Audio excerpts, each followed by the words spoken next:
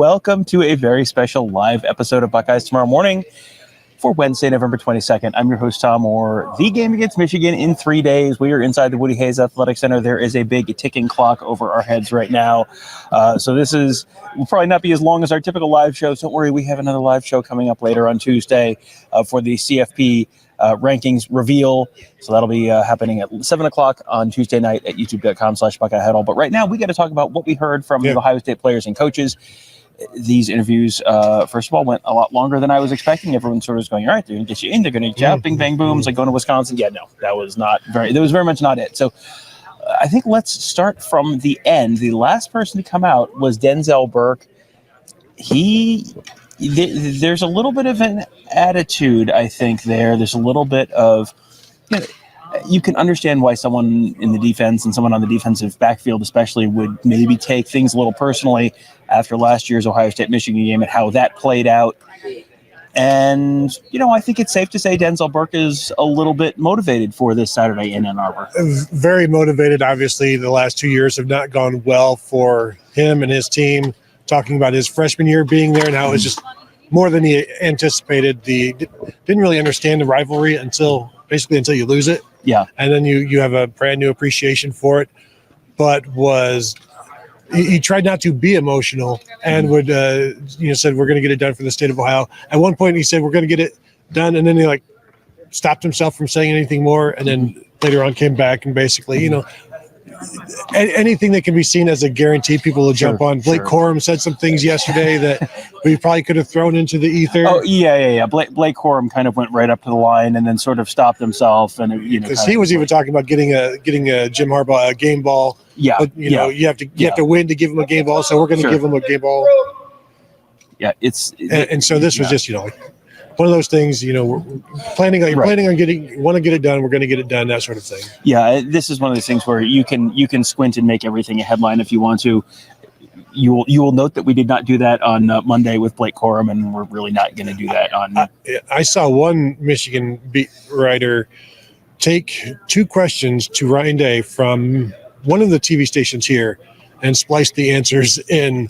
And made it look like he was talking about, he said, the last 2 years, things have not, we know what's going on in the last 2 years or whatever, and tried to make it look like he was talking about everything going on rather than the losses the last 2 years. So terrible reporting from Michigan reporters in the year of our Lord 2023. Will wonders never cease. All right, Tony. You did not have to be a private investigator to get to the bottom of what the topic of the day was. Obviously, it was the Michigan game. No real updates on injuries, as you would sort of expect. No one from Michigan was real forthright about injuries. No one from Ohio State was real forthright about injuries. My expectation, broadly speaking, is Michael Hall on Monday at a charity event said he would be back. Tommy Eichenberg, good luck keeping Tommy Eichenberg off the field this weekend.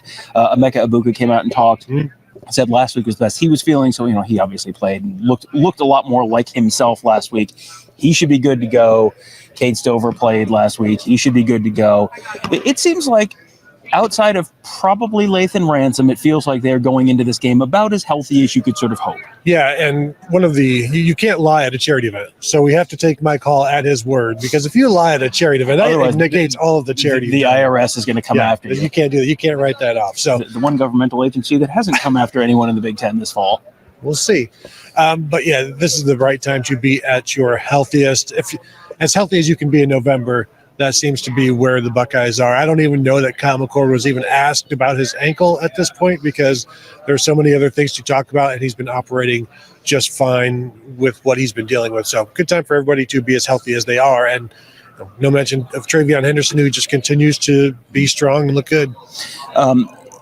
Marvin Harrison was asked about going up against Will Johnson, and that was a very non-bulletin boardy answer. Those are two guys who were five-star, well, actually, Marvin Harrison was not a five-star recruit. He's turned into a five-star player, but was not a five-star recruit. Will Johnson, a five-star recruit who, was like Ohio State was in the mix maybe a little bit there, son of a former Michigan player, ended up going to Michigan. That's a matchup where you don't want to get overly simplistic, because, Marvin talked about the fact that only one guy has really shadowed him around the field for the whole game, and that was Kalen King from Penn State. So this is not just purely a Will Johnson versus Marvin Harrison Jr. game, but when it is, that's going to be a prime time matchup. Yeah, that's going to be one of the matchups that will be the most fun to watch. I don't expect him to shadow Marvin Harrison because they'll double him, they'll bracket him, and so they'll try to protect him that way when he's maybe in the slot or away from Will Johnson. I don't expect him to follow him around, and it doesn't always go well. It has not gone well. It didn't go well for Kalen King at Penn State, and so they are pretty confident in their defensive backs and their safeties. They've got some good safeties, but it's just different. It would be maybe against what they've normally done, and I haven't watched Michigan. They haven't played anybody worth shadowing to this point, so we don't even know how necessarily they would do it. But shoot, if they want it, that would be fun to watch every single snap, 70 snaps or whatever, of Will Johnson against Marvin Harrison, because they're both going to win some of those. Yeah, absolutely. And yeah, I mean, I think back to David Boston versus Charles Woodson, and Charles Woodson, everyone remembers that as the Charles Woodson game. David Boston got one too, backed into the end zone, holding the football out for Charles Woodson in a very subtle and understated, hey, you may notice I just got deep on you. So classy too. Yes. Probably would not count as a touchdown these days with the rules being enforced as they are. One of the things that I think this game could come down to, or that a lot of people are going to think this game could come down to, is the play of Kyle McCord. If Kyle McCord has a good game, Ohio State has a pretty good chance. If Kyle McCord turns the ball over, is off on his throws, is getting pressure in his face, whatever it is, he's maybe not. And there is no one on this team that has known Kyle McCord longer than Marvin Harrison Jr. They played together, obviously, in high school. Marvin Harrison doesn't seem to, at least publicly, have any concerns about Kyle McCord going into a game of this magnitude. Yeah, there's nobody, I think, more confident in Kyle McCord than Marvin Harrison Jr., and he's seen him for many, many years, and he's said he's the same guy he's always been, same quarterback he's always been. We talked to Kyle McCord. He's a guy that his teammates say doesn't get nervous, and he certainly didn't seem nervous out here. Talked to him about the J.J. McCarthy thing in terms of both being recruited by Ohio State. J.J. McCarthy grew up being an Ohio State fan. Kyle McCord grew up being a Rutgers fan. And so you could just imagine the anger coming from the J.J. McCarthy side. Like, you accepted a commitment from a Rutgers fan when you could have accepted a commitment from an Ohio State fan.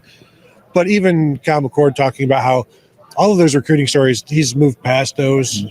Once you became a Buckeye and McCarthy became a Wolverine, now you're existing on this plane rather than that old plane. I'm not sure that J.J. McCarthy buys into that completely, but I asked Kyle, how do you keep from trying to prove your coach right? Because he chose you. How do you? And he didn't really want to get into that. It's just you're just focused on doing the best thing you can for your team. As very quarterback speak, coach speak. But it is. I mean, it is an area. It is a storyline that is there. Oh, yeah, for sure. And that's going to be a storyline that whichever team wins, I think that's going to be something that probably gets brought up a little bit after that. Okay, finally the 2021 quarterback recruiting battle has been decided. Definitely the biggest, the highest stakes of anything on for this weekend's game. Kyle McCord is, he has had to play on a stage, not exactly this stage, but a similar stage earlier in the year at Penn State. At Notre Dame, big primetime game, loud, hostile atmosphere. Did just fine. Ended up, not the greatest game he's played all year. He's gotten better throughout the year, but got it done in the final minute. Made that really, really big throw to Emeka Egbuka to set up that winning touchdown. He's also someone who just, every time you talk to him, he's just so exactly the same. He is exactly the same before the Youngstown State game or on the field of the Youngstown State game as he is on Tuesday interviews before the Michigan game, or, and we'll see whether he's the same on the field at Michigan on Saturday, but he just feels so even keel. And, you never know if things are going a million miles an hour in his head, but outwardly, he is just the same dude. That feels like something that is going to be something that could make an impact on how this goes on Saturday. Well, and it's something that the guys have said. Kyle McCord even said it, where you're not nervous, or you're not worried because you're prepared. So that's, I think, the preparation. Everybody is prepared for this, and I would say they were prepared last year as well, but you made some mistakes, and some guys who aren't here made some mistakes. And that obviously was a huge factor in that game. But the mood, the confidence, you're right. It's just an even keel thing. And that is what Emeka Egbuka always is.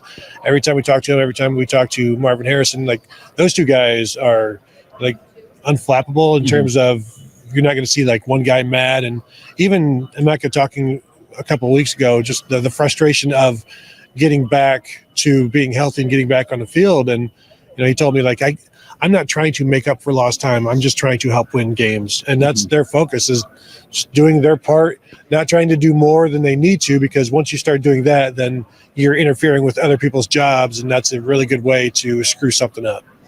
And, the focus for Jim Knowles this year started, I think, at the end of last year's Michigan game, which was, okay, you got to eliminate the big plays. Because last year there was sort of an acceptance that you're going to give up some big plays if that allows you to be as aggressive as you want to on defense. That has not really been something we've heard at all during the course of this season. And you haven't really seen any big plays against Ohio State's defense this season.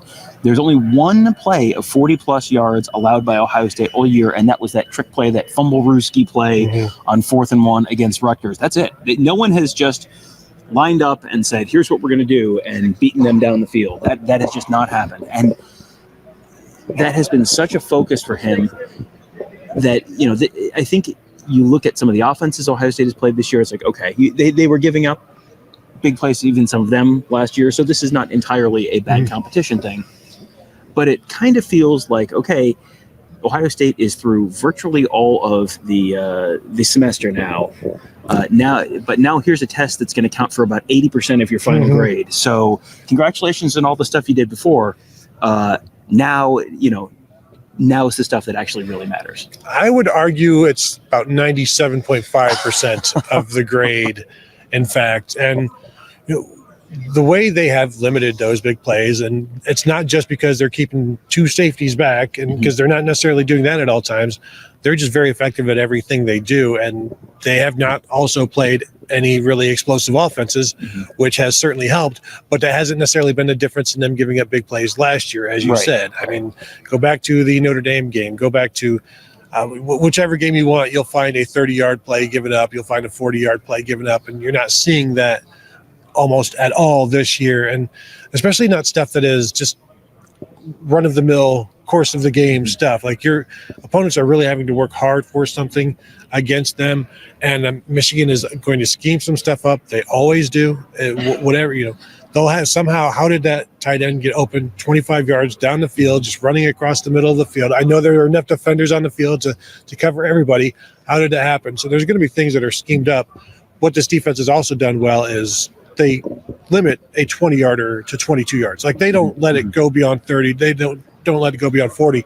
There's somebody there to make plays, and they're solid in making tackles. They weren't as solid last year when, in this game, missed tackles led to big gains as well. Yeah, there was that one that was just a 3rd down or a 4th down, and it just a little throw over to the sideline. It was one missed tackle, and that turned what would have been a 3 or 5 yard gain into a 60-yard gain.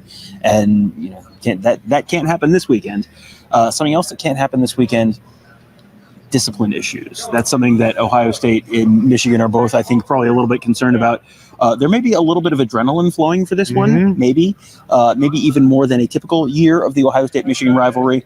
And, I think you have to look at that in terms of, number one, not having, being the second guy who takes a swing and who responds and who gets called. You saw that a little bit last year during the Ohio State-Michigan game. And also, in the tunnel. We have seen issues in the tunnel at Michigan Stadium over the years, and there is only, if you have not been there, there's only one tunnel where both teams come out. So that means there are times during pregame warmups where guys are passing each other in the tunnel. As you go up the tunnel from the field, the Ohio State locker room is going to be on your left, the Michigan locker room is on your right, but it's all the way at the top of the tunnel. It's basically at ground level. Michigan Stadium's dug way, way down into the ground. So it is a long walk up the tunnel. I'm sure they will have some kind of divider between the two sides of the tunnel, but it's not that big. It's like, nope. I mean, at the bottom, it's maybe 8 to 10 feet wide, maybe, and further up, it's maybe 15 feet wide. It's just, there's not a lot of room. It just feels like you're going to have something is going to happen, and it's just a matter of, does your team stay more disciplined and more responsible than the other team and avoid having that become a bigger issue on the field? You said earlier, don't be the second man in. Are you suggesting taking the first punch? When am I not suggesting that? Be the guy to take the first swing and then throw up the wallet. But there is always something going on. And again, they are talking. Like, there are people, like, the talking is going on in the tunnel, even if there's no shoving or anything. Ryan Day did say today that they have a plan in place to deal with the tunnel. And I don't know, is this a kindergarten single file, shoulder against the wall, don't go past the yellow line? Are they going to put some tape down? Is like, do not step outside of this line. Eyes forward. And he's going to just like walk through the hallway like this. You know, got his two fingers up, like, quiet everybody. And you might need to do something like that, especially outside of the tunnel where there might be more cameras to see if anything goes on. But we remember whatever it was, 2013 with like Grant Schwartz. Mm-hmm. And that's just I don't know if it was 13 or not, but those sorts of things where some shoving goes on. Yeah. And, you know, it would be odd if there wasn't something like that, some sort of barking at midfield. Dontre Wilson in 2013 as well. Yeah. Maybe don't follow all of those. Was Marcus Hall was also in 2013? Yes. Yeah, and the problem is you're being encouraged not to do this, and then during the cold open for the game on Saturday on the broadcast, I will pretty much guarantee you will see Grant Schwartz and a Michigan player shoving each other in the tunnel. He's the guy in the like white long sleeve, like dry fit. It's probably 09 or 11. Yeah, probably earlier than that. But you're going to see a lot of, there's always David Boston and Charles Woodson and grabbing each other's face masks and that kind of stuff. I mean, you're going to see that stuff on the broadcast. And it's like, okay, so the thing that you've seen on this game every year you watch it growing up. In the Woody, yes. Don't do that. Don't do that. Don't do the highlight videos. Yes, don't do the things that get you on the highlight videos in the bad way. I guess we should touch on Ryan Day. He was asked about respect for Michigan coach Jim Harbaugh and his staff. Jim Harbaugh was asked on Monday about that and answered an entirely different question, which, even though he didn't answer the question, that kind of answered the question. What did Ryan Day have to say? Did he talk about respecting the rivalry more than, because he was asked about, well, the question may have been respecting the rivalry and their coaching staff, and then he decided to answer the rivalry aspect of it and didn't get into the coaching aspect of it. Now, the players were asked about respecting the team, the players, and they all did. They said yes, although Denzel Burke had to think about his answer, and then he said, "Yeah, of course." Look at his WWJD. What would Jerry do bracelet? Yes. Yeah, but it is fascinating to watch both coaches answer that question, and it is clear. Could not be. You don't even need to answer the questions for us to know exactly how you guys feel about each other. Like, this is better than Bo and Woody in a sense, because Bo and Woody loved each other. Yes, these two. I don't think they care for each other. I was going to say they hate each other. That's a little strong, but it might be 100%. Is it strong? Yes. Is it? I don't know that. You got to remember, Bo and Woody, after Woody retired, sorry. After Woody voluntarily punched out from Ohio State, they had a roast of Woody Hayes, and I believe Bo Schembechler emceed it, or came down and spoke. Like, if there is a roast of Jim Harbaugh or Ryan Day, 10 years from now, I don't get the sense that either of them are going to be sitting up there on the dais and laughing along with the jokes. I think Ryan Day would be just fine roasting Jim Harbaugh. I will host. He would host that roast, and he would be like, "I don't need anybody else on this dais. You guys can all go home. I'm going to be up here for 90 minutes with material." So you're suggesting that he would be the host of the roast with the most? I don't want to boast, but toast. All right. Listen, we're wrapping it up. So let's start to coast towards the end of the show. Gotcha. We have spent the last 2 days. We were up in Ann Arbor on Monday, down in Columbus on Tuesday. We have heard and talked to both head coaches, the defensive coordinator from Ohio State, the offensive coordinator / acting head coach for Michigan, players from each side of the rivalry on offense and defense. Do you have any kind of a difference? And sometimes we walk out of these interviews and it's either like, oh, that was flat, or, oh, that was really more intense than I expected. Do you have anything that you walked out of here with? There's a lot of interesting stuff, but has your view on the game, the conversation around the game, has that changed in any meaningful way over the last 2 days? No, I don't think so. I think we saw happy Warriors again up north. Mm-hmm. They were in good moods. Players here were, I think, focused. Like, not that Michigan is not focused. Mike Sainristel certainly seemed incredibly focused. Jim Knowles was a different Jim Knowles than last week when he was happy-go-lucky, but that was also a different Jim Knowles. Like, there was more Jim Knowles. That was Jim Knowles to 11 or a 12. This one, he's a little more subdued, but still, I don't think anything I've seen today. This is exactly I think what you would want to see from Ryan Day. In terms of, he had answers. He was. I guess I just keep going back to focus, because that's what everybody is doing right now, and we're like interfering in that time. Like, hey, I know it's kind of a big week, but we need you for like 25 minutes. And he's like, okay, what?